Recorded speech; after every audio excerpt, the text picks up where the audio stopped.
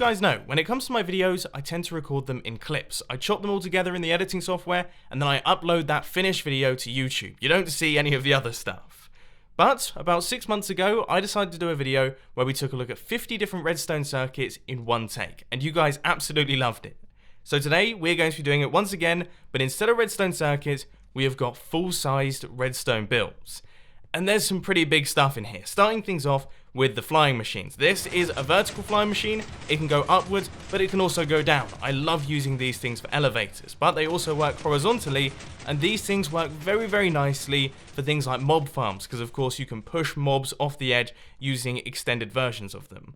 Speaking of extended versions, this is like an old school flying machine. This is how we used to have to do them, and as you can see, it's a little bit slower, but also it looks a little bit more magnificent, doesn't it? Speaking of magnificent, the king of that sort of thing is CubedHost, and this is one of his TNT missiles. When this collides with something, it will blow up all of that TNT, destroying whatever in its path. Now here we have got ourselves, well, a form of TNT cannon. In fact, I think that could get very close to blowing that up. I was worried that we were going to explode that thing. But as you can see, this thing works perfectly, and it's one of the earliest redstone builds on my YouTube channel. But things get more exciting from there. If we just pick up some TNT from this chest and place it down on this block, this is an instantly activating TNT cannon, which means that you can shoot things really, really fast without having to worry about dispensers and things like that.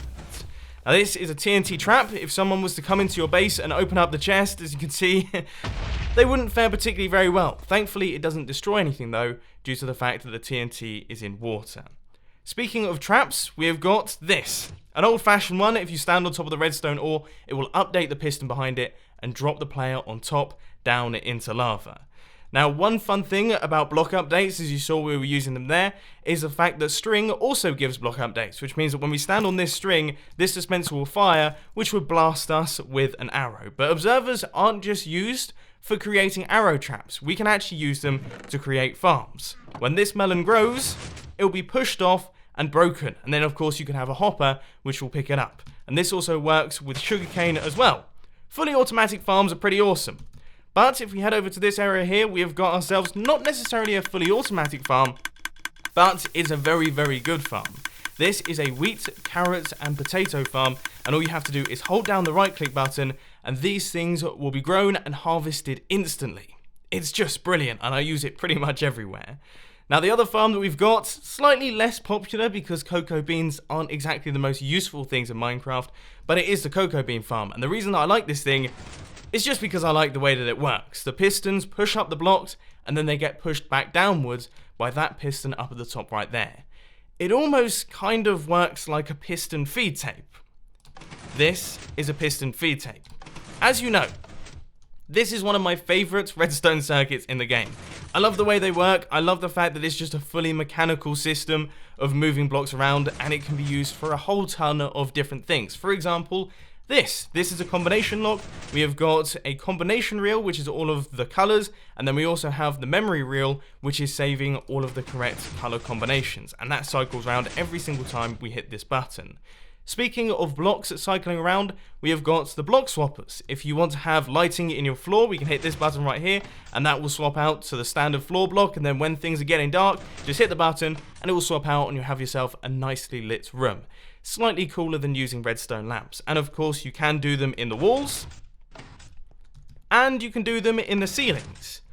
But if you want to go super, super fancy, and I'm talking really fancy right here, you can employ what's known as a chandelier lighting system. We flick this lever, and that will drop down the glowstone so that it hangs like a chandelier. Now, I have to say, I don't know if I would have this in my house if the ceiling was this low. That's a little bit obtrusive. It hangs one block away from the floor, but it still looks pretty cool. If you had like a grand room and you could make that drop down from the roof, I don't know, if I was a friend coming around to your house and you had that, I'd probably ask to buy the house off of you. But anyway, moving on from that one, there are other uses for block swappers. For example, this is the hidden crafting bench system, and this one over here is a much better version of it. As you can see, the crafting bench pops fully out of the wall and then can be retracted back away using the double piston extender.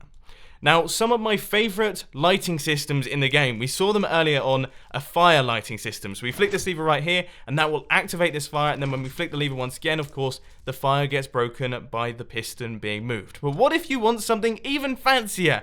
Yes, there is something fancier than lighting your house with fire. It is this thing. Now, believe it or not, because this is a very, very big redstone circuit, all this does is create a fire on the floor. And the way that it does it is by firing a fire charge through a piston, through the block, and getting it on top of the block right here. It requires some seriously precise timings, and a lot of things have to go on to make this thing work. But I have to say, I'm pretty proud of it. I think it's really very cool. Anyway, over here we have got ourselves a lava lighting system. So if it was dark, you will see this daylight sensor activates, and we get ourselves some lava flowing down through the tube, and when it is light once again, that lava will be retracted by the dispenser. Now over here, we have got a chicken farm. Now, there's nothing like a good chicken farm. Obviously, this uses lava to kill off all of the chickens, and all of those will be burnt and put down into this chest. However, this one seems to be doing something slightly strange. In fact, it's almost turned into an egg farm, which you can see over here.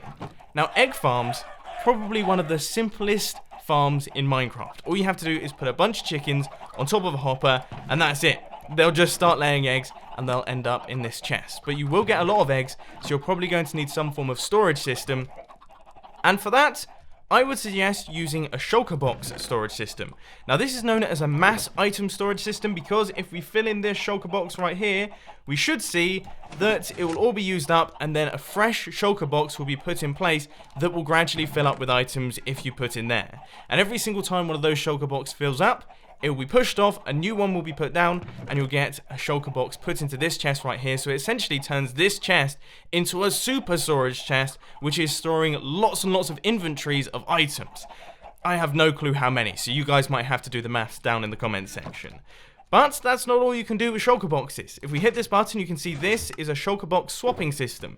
So you can have blocks going around the top here. The shulker box would be the only thing that's exposed on the surface. And when we hit the button, you can change it out. So for example, this one could be for your pumpkins. This one could be for your water. And this one right here could be for, I don't know, sand, something like that. Speaking of shulkers, you can actually use them to create elevators. Once I retract this block right here, that guy would see me and shoot one of his missile type things and launch me up into the sky, and you can link those things together to create very nice elevator systems. But you don't need to go all the way to the end to get yourself a shulker to make an elevator. There's plenty of other ways to do it. Here we have got the micro elevator system. We hit the button and we get pushed up 2 blocks, allowing us to travel up there. Much cooler than using a staircase. But there are cooler systems further. This one that I uploaded just the other day allows us to travel up a whole bunch of blocks standing on just a redstone block. And as you can probably tell, the redstone is incredibly simple. In fact, I would argue this is the simplest piston elevator in all of Minecraft. And you want to see how to build this thing, I'll put a link to that one down in the description. But there are more complicated systems, but ones that look considerably cooler. I mean, I love this design, probably one of my favorite piston elevators, but the realistic piston elevator is one that I personally love. I mean, look at this thing. How ridiculous is that? Now, the way that this works is it actually makes use of flying machines that I showed you at the very start of this. These are 2 vertical flying machines. One of them pulls up the blocks, the other one pushes up these blocks. And the good thing is this is a vertical design that goes up and down. So for example, I could board the elevator and go down if I wanted to. But instead, I'm going to be traveling down it in style using a water blade system. I just hit this button right here, and then I can surf down without doing any damage to my poor little knees. That sounds good to me. Now over here we have got a little bit of a sugarcane farm. This thing actually makes use of daylight sensors and observers to push off the blocks. It's like a random clock system that fires a certain number of times a day, but daylight sensors are also extremely useful for other things. For example, this is the bedtime alert system, and this light will only turn on at exactly the time that I can sleep. Not 1 second earlier, not 1 second later. Speaking of lights and alarm systems and things, this beacon laser system will provide an alarm if I go through. Currently, all of the alarms are green, which means that the alarm system is actually turned off. But when I flick this lever right here, it all goes red, and if I stand on this, you can hear that very annoying noise starts. That means that an intruder has gone through the laser alarm system and it is now notifying the owner, which, yeah, I think I'm going to turn that one off. But beacons can be used for many different things. This is the rainbow beacon. It looks pretty good, but I would feel a little bit bad if I lived next door to this guy. He's got the ultimate rainbow beacon system in the fact that, well, it's a giant rainbow beacon. I mean, look at this thing. It's a grid of beacons, all of which are cycling through their colors, looking really quite fantastic. Now that thing makes use of piston feed tapes to shuffle around the blocks, and another thing that makes use of piston feed tapes are these 7-segment displays. So when I hit this button, it goes from 3 through to 4, and then this one is 5 and 6, and so on and so forth. I'm sure you guys know what comes next, but the interesting thing about this thing is that this is very old, and I'm amazed that it still functions, because it was one of my first complex redstone builds.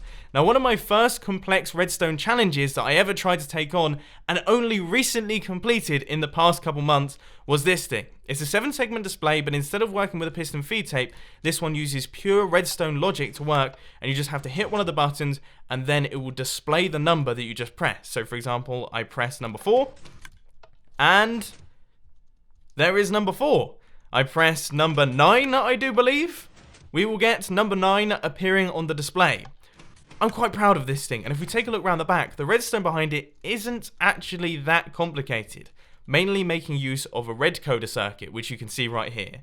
Now, the red coder is an interesting circuit in that it gives a different redstone output depending on the signal strength going into it, and we're actually making use of this for an item frame selector panel. So as you can see, as I rotate this item frame round, we get a different output through the system. But item frames can be used for all sorts of different things. For example, this is an item frame combination lock. It will only give an output when the item frame is in this position, and it won't give an output on any of the other ones.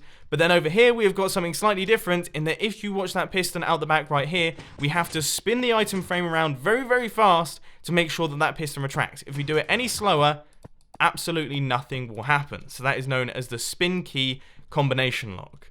But there are other ways of getting into bases and creating hidden inputs. For example, this thing right here.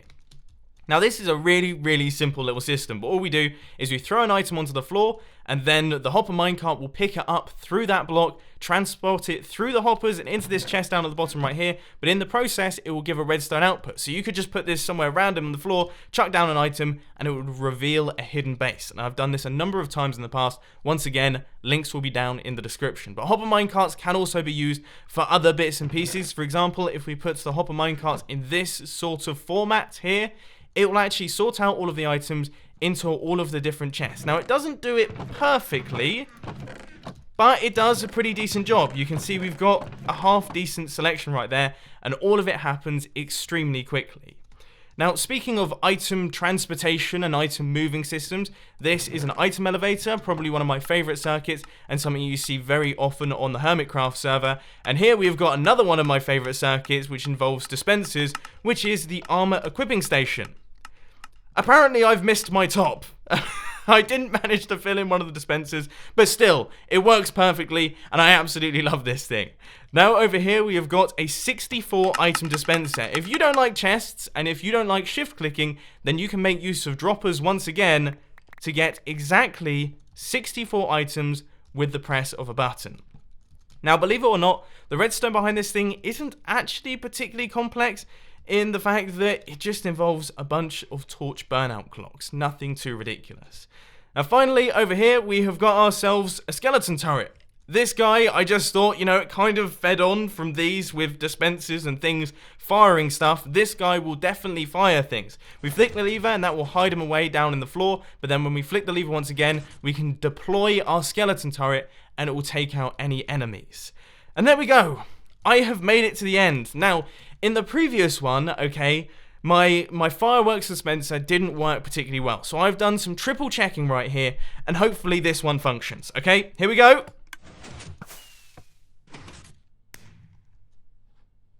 Oh, for goodness sake! I mean, where did that even come from?